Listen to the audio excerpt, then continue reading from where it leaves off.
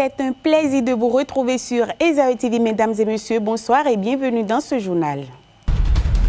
Plus de travaux dirigés payants dans les établissements publics au Bénin. Cette pratique qui est de plus en plus en vogue dans nos lycées et collèges publics est désormais interdite par le gouvernement béninois. Ceci lors de son traditionnel conseil des ministres tenu ce mercredi. Nous y reviendrons.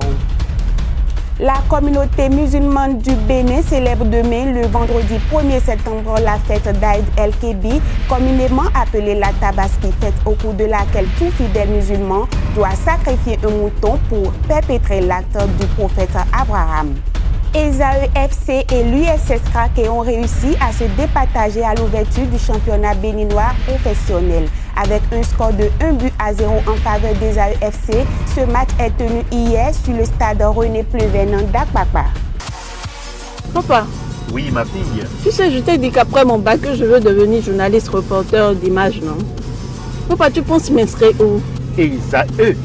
Esaü, papa. Waouh! Maman, maintenant que j'ai eu le bac, je veux faire les finances et trésors. Tu comptes m'inscrire où? Esaü, mon fils. Esaü? Oui, maman! Papa, Oui. tu sais qu'après mon bac, je veux être diplomate, non? Et tu comptes m'inscrire dans quelle université? Mais Esaü, naturellement. Esaü?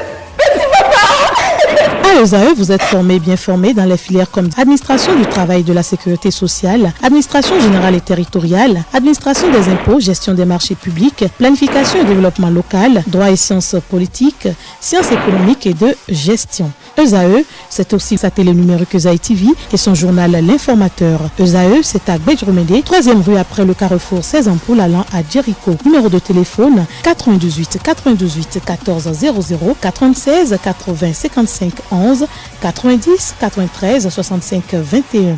Esaü, l'excellence a un nom.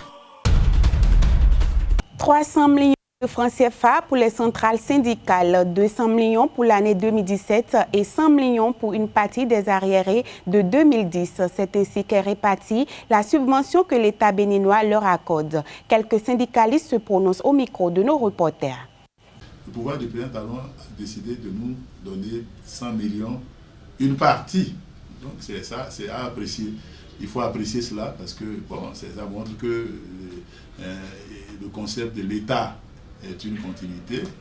Il se l'est approprié et il a fait un geste en montrant quand même qu'il n'a pas eu une allergie pour les syndicats et qu'il veut bien que les syndicats fonctionnent comme normalement.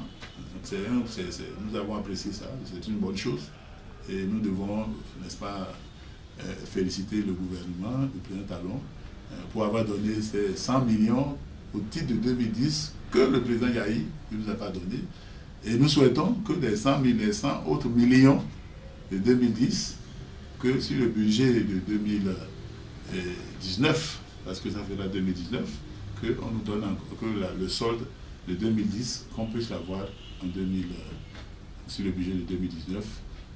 Nous sommes très contents. Nous apprécions que le gouvernement, le président Talon ait fait ce geste. De toute façon, ce n'est pas de l'argent que nous...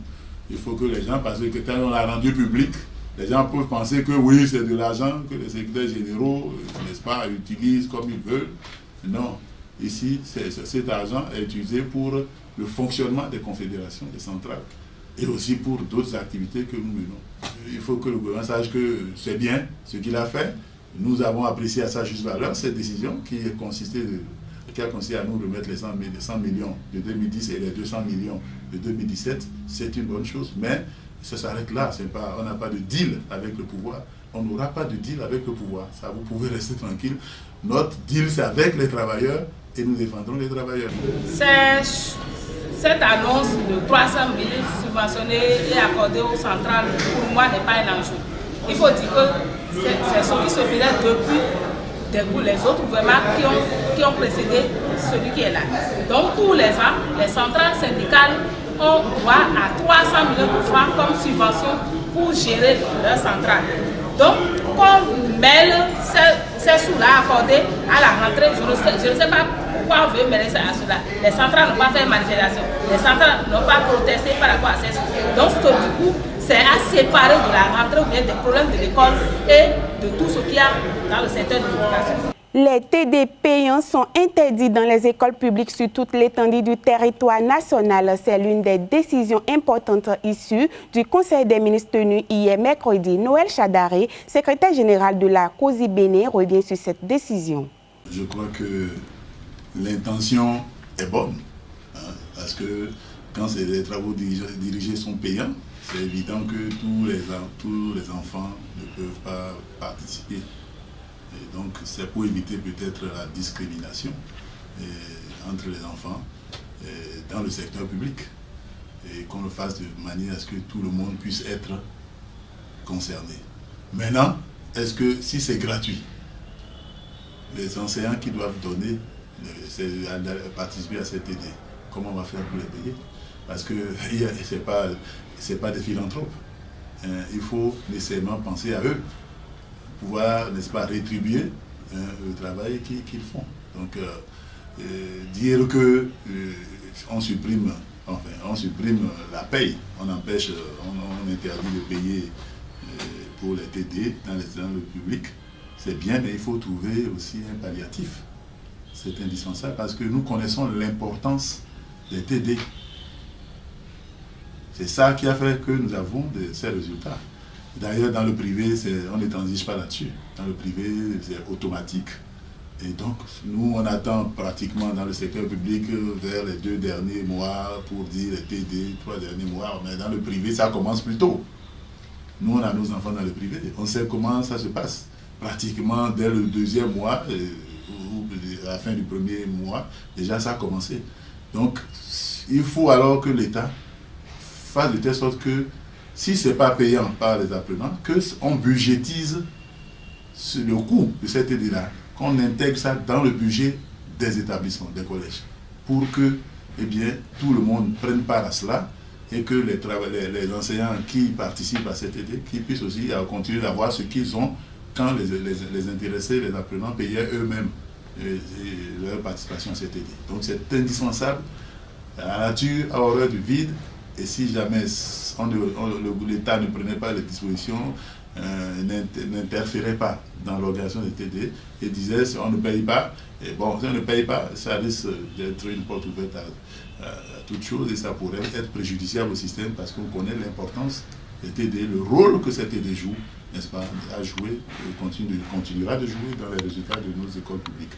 Bonan Audrey, promoteur du kiosque de Juno situé dans la rue du Kangezo, a été mis aux arrêts dans la matinée de ce mardi 29 août 2017 à Cotonou. Et pour cause, cette arrestation serait la vente illégale des parutions du quotidien La Nation. Par exploit d'huissier, l'ONIP a fait constater les faits et le propriétaire du kiosque aurait été arrêté. Quelques conducteurs de taxi-moto ont livré leurs impressions par rapport à la situation. Il est là depuis des années, il est très bon. Il fait la publicité de leurs journaux. Donc, on ne doit pas procéder de cette manière-là. Il faut faire tout pour le libérer d'abord. Et après, on va en parler. Pas un problème. Et après, on va en parler. Donc, c'est pas bon. C'est un peu de famille, c'est un peu de famille. Et c'est pas bon. Aux yeux de tout le monde, c'est pas bon.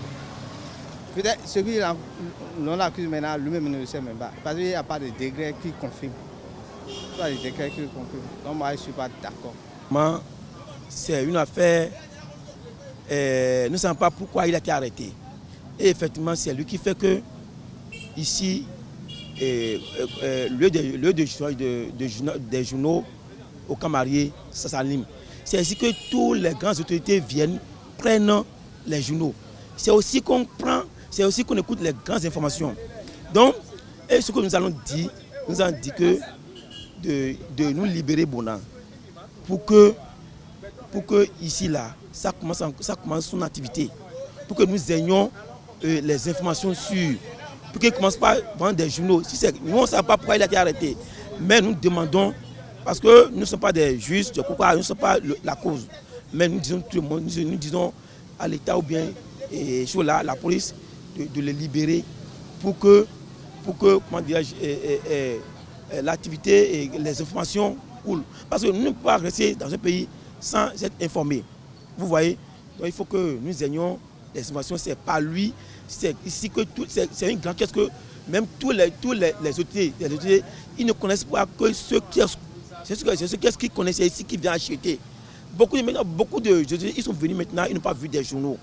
Mais si c'est un problème là, ils n'ont qu'à régler ça à l'amiable pour qu'on libère notre ami, notre frère Bouna, pour qu'il vienne encore travailler pour la nation. Parce que c'est un travail qu'il fait pour la nation. Nous étions là quand il y a des hommes armés qui sont venus le prendre depuis il y a de cela 72 heures. Mais s'il a fait quelque chose, il est bien vrai qu'il ne faut pas pardonner le fautif. Mais je voudrais très respectueusement demander à son Excellence, le président Talon, puisque c'est un lieu où il maîtrise beaucoup. Il a eu même fait un tour avant d'être président dans ce pays. Donc c'est l'auteur même du kiosque qui a des problèmes. Je voudrais très respectueusement demander son avis, son clémence ou bien cela. Oui, sa clémence pour lui demander très respectueusement d'intervenir pour que ce dernier soit libéré. Pour que sinon c'est comme une deuil. C'est comme si nous sommes en deuil. Vous allez constater que ici c'est comme nous sommes en deuil déjà. J'aurais voulu qu'il soit toujours là, c'est ce que moi je pense.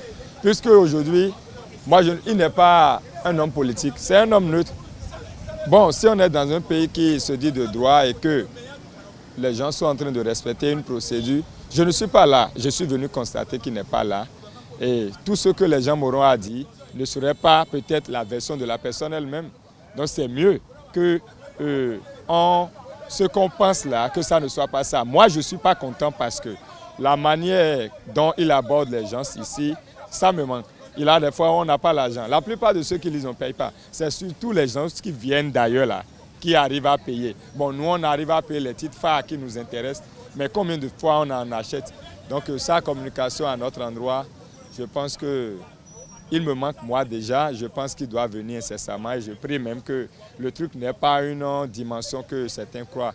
Au Bénin, les fidèles musulmans se préparent à la célébration de la Tabaski qui aura lieu demain. La charité du mouton n'entame en rien leur volonté de sacrifier au rituel d'Abraham. Pour l'occasion, ils se rendent à Zongo pour se procurer les moutons pour le sacrifice. C'est pas à se procurer des vêtements pour la circonstance. En attendant demain, les musulmans se sont privés de nourriture et d'eau à cette veille de fête. On les écoute. La fête, c'est la prière. Donc si tu as prié, Dieu a dit, si tu as si tu as fini de faire la prière, là tu viens, tu tues le mouton pour que le sang là va descendre. C'est ce que Dieu a besoin. Ce n'est pas le viande là qui est important.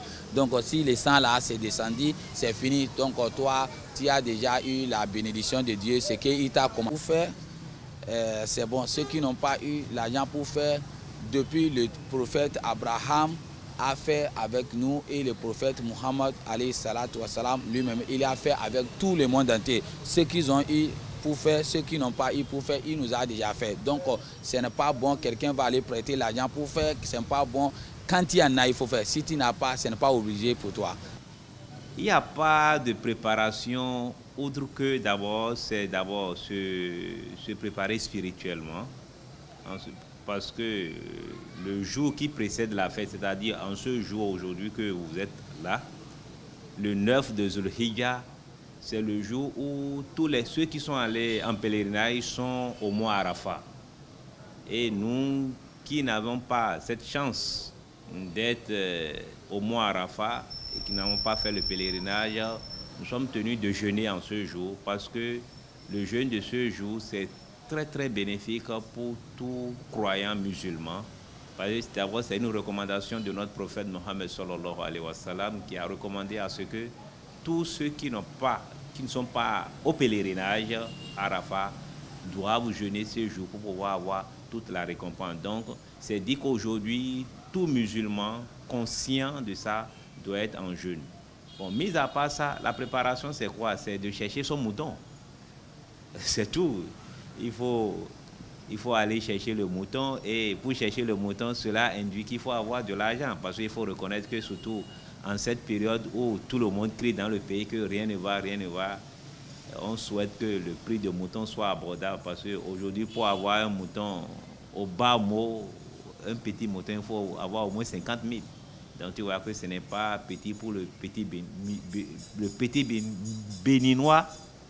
Le béninois moyen, ce n'est pas une petite somme. Donc on s'est dit, la préparation de la fête, c'est s'organiser, essayer d'avoir son mouton pour que demain, après la prière de l'Aïd, essayer de faire le sacrifice et de faire le partage selon les prescriptions de notre prophète Mohammed sallallahu alayhi wa sallam.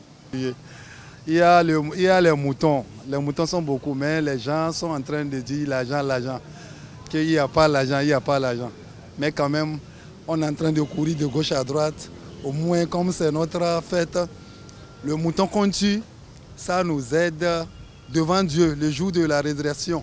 C'est ça qui va nous prendre pour traverser notre chose là, pour qu'on va au paradis. Donc c'est à cause de ça qu'on court de gauche à droite pour trouver au moins le moyen de tuer. Je souhaite une heureuse fête pour tous les musulmans du Bénin et un peu partout. Et là où il y a la guerre, que Dieu arrête, on ne veut pas. On prie à nos frères qui ont des problèmes, on les tue un peu partout. Que Dieu les préserve, que Dieu nous préserve nous tous. On ne veut pas chose là dans notre pays, le Bénin. Dieu n'a qu'à nous préserver nous tous. Il y a les clients qui viennent depuis avant-hier. Aujourd'hui, le veille encore, les clients viennent, ils payent. Et on remercie le Dieu. Il y a moins cher ici à Zongo aussi, derrière Posek. On vend bien. Il y a les moutons, il y a pour 100 000, il y a 150, il y a 90, il y a 70, il y a 25, il y a 30. Tout le prix que tu veux, si tu es arrivé à Zongo, Posek ici là, tu vas trouver. Avec chez nous ici là, tu vas trouver. Mais nous, on a quitté à Djougou. Depuis le vendredi qu'on a quitté à Djougou pour arriver. Aujourd'hui là, ça nous reste au moins 30 moutons. Pour nous, ça va finir. Mais pour les frères, ça reste encore. Donc, on est en train de regarder. Et si vers demain, si Dieu va faire, ça va finir. On est en train de prier quoi. Jusqu'à le soir encore. Les clients peuvent arriver quoi. La 8e journée du championnat professionnel béninois a proposé un match entre Esaü FC et l'USS Kraké. Cette rencontre tenue du côté du stade René Pleven d'Akpakpa a tourné l'avance du club de Clément Adéchian sur le score de 1-0. Reportage. Le rectangle vert du stade René Pleven d'Apapa a abrité le match entre l'Esaü FC de Cotonou et le club du plateau, l'USS Kraké. Une affiche comptant pour la 8e journée du championnat professionnel béninois. L'Union sportive de Sémé Kraké, invaincue jusque-là dans le championnat, avait l'occasion d'accroître son avance au classement, tandis que le club de Clément Adéchian était en ballottage défavorable et devait sortir la tête de l'eau. Mais très rapidement, la motivation et la volonté des coéquipiers de Chabel Gomez étaient perceptibles, avec de bonnes phases de conservation de balles et surtout un pressing haut imprimé qui empêche les visiteurs de sortir proprement le ballon. La récompense d'une telle discipline de jeu interviendra en fin de rencontre avec le but de Chabel Gomez. Une aubaine de soulagement pour le coach et le capitaine d'Esaü. Les impressions, ça doit être un sentiment de satisfaction parce que nous sommes en train de faire un travail, amener les enfants à jouer, à poser le ballon et à jouer. Ce que j'ai observé ce soir. Il y avait en face une équipe qui jouait aussi, qui savait poser le ballon. Donc le défi était vraiment de taille. Et pour ce que mes joueurs ont fait, c'est une satisfaction pour moi. Je suis tellement content parce que la fois dernière, on a fait un match à Franco et on a perdu 1-0. Donc avec cette victoire, nous sommes relancés dans le championnat. Plus rien ne sera marqué au cours de ce match. L'Esaü FC fait le spectacle et inflige à l'Union sportive de Sémé Kraké sa toute première défaite de la saison. Une défaite concédée avec beaucoup de fair play. Malgré la contre-performance et le déchet technique affiché du côté des joueurs de l'Union sportive de Sémé Kraké, l'on veut retenir le meilleur et s'en inspirer pour faire mieux à l'avenir. Il est bien vrai qu'on vient de perdre, c'est le football. Cet après-midi, ça n'a pas marché pour nous. Sur le football, on va prendre ça comme ça. On va s'y mettre, on va travailler et corriger les petites bêtises là et pour voir ce que ça va donner dans les jours à venir. Le championnat est long parce que si j'ai une bonne mémoire, nous sommes à la 8e journée. C'est un match en retard, c'est bien. Si je comprends bien, c'est notre première défaite. On va tout faire pour corriger cette défaite là. On va s'y mettre comme je viens de vous dire tout à l'heure. C'est bien, c'est un football. Esaü FC en est désormais à 8 points avec 2 matchs de retard, de bon augure pour la suite du championnat. Quant au club du plateau, c'est une occasion manquée de faire cavalier seul en tête du championnat béninois.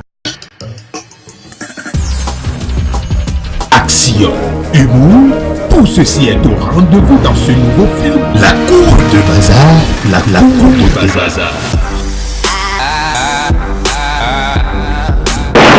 Baza, toi laissez-nous 5 secondes, moi. Déshabille-toi tout. Je sors pour aller faire. Mais toi, tu mélanges tout sur la même boue. Ceci n'est rien d'autre que le retour sur la scène de Oncle Baza avec son ciné-club OB Productions. Et cette fois-ci en version DVD. Je vous dis bien en version DVD. Procurez-vous de ce nouveau DVD de Oncle Baza dans tous les discothèques, les pharmacies, les supermarchés, même à la poste du Bénin au prix habituel de 1000 francs CFA. Et vous aurez de quoi vous distraire. Mais quand c'est mon soutien de mon pouvoir, on est dit,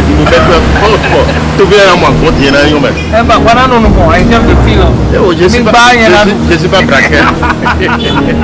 Ce sera tout pour ce journal. Merci de l'avoir suivi. Restez toujours connectés sur le site www.ezaretv.com.